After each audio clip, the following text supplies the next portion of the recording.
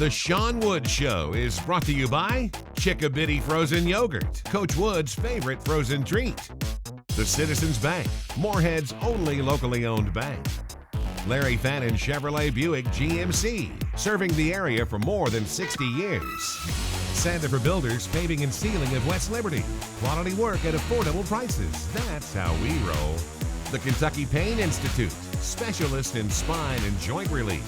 U.S. Bank, a financial partner of Morehead State University. Eagle Finance, making loans to people, not credit scores. And by the Commercial Bank of West Liberty, committed to the rebuilding of our community.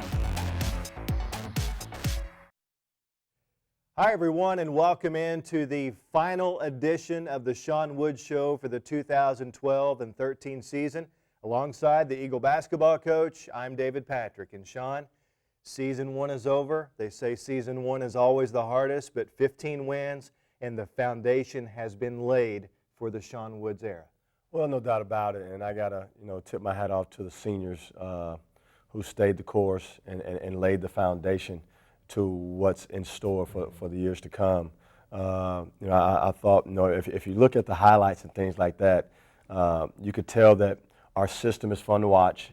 We had some guys that really wasn't counted on early in their career, but actually ended up having a decent career and putting up some decent numbers. So with that in mind and winning 15 games under the circumstances, I'll take that, David, looking forward. Stay with us. When we come back, we'll head to Nashville and Municipal Auditorium for highlights of Morehead State's OVC Tournament games against UT Martin and Tennessee State. That's next on The Sean Wood Show.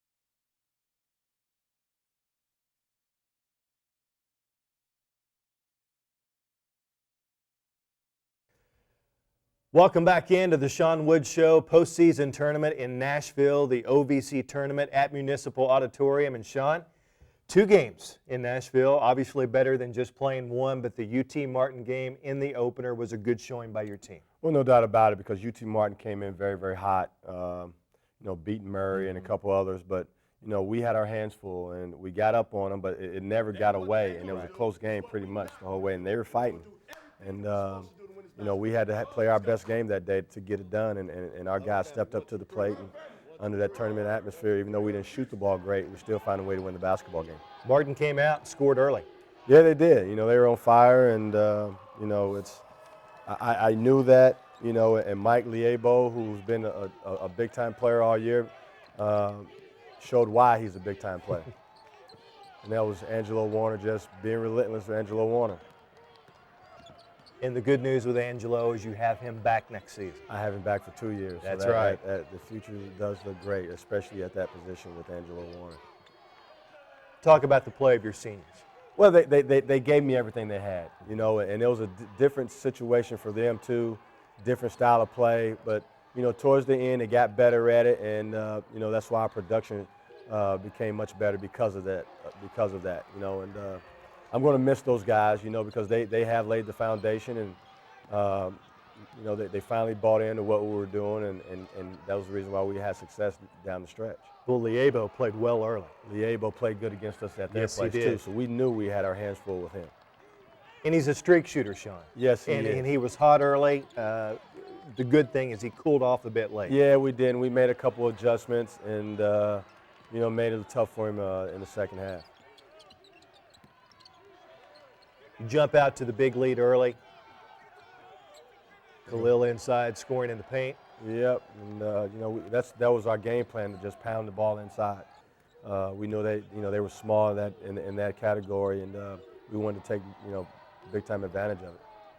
There's Liebo again. He just plays with so much confidence. I think he shot that from the parking lot. Yeah, he did, and that wasn't bad defense either. No. There's Jason getting caught up, and then Angelo coming to rescue, making a play. Good ball movement, and Bakari Turner finishing at the rim. Good patience, because that possession could have very easily turned into nothing. Yeah, and I thought that the last 2-3 games we started to figure it out how to just be patient and take good shots and don't rush everything. And there's Jason finally getting some offensive rebounding and things like that.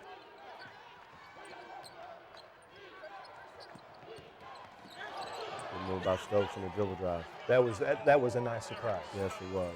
He's normally a jump shooter, but he started to drive late last couple games. And then look at that. The air ball again. But he finally missed one, and we were off to the races.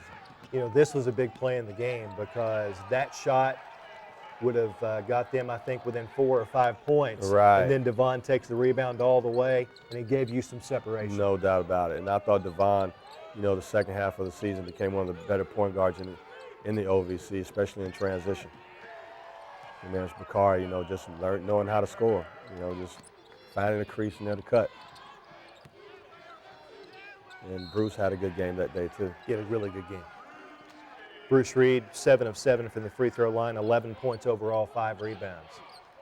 Solid game from Bruce.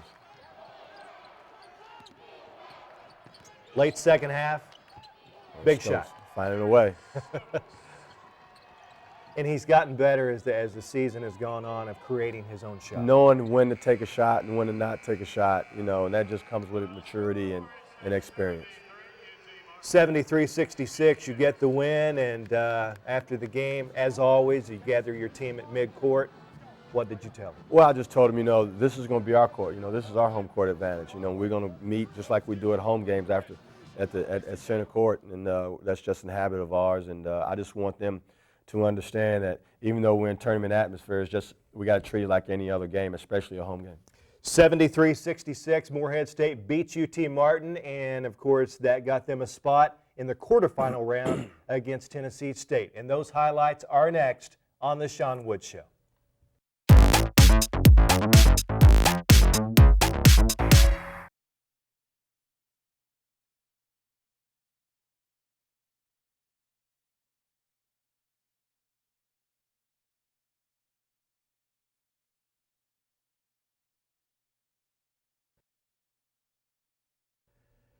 Welcome back into the Sean Wood Show. Morehead State beating UT Martin and earning a date with Tennessee State in the quarterfinals of the OVC Tournament at Municipal Auditorium in Nashville.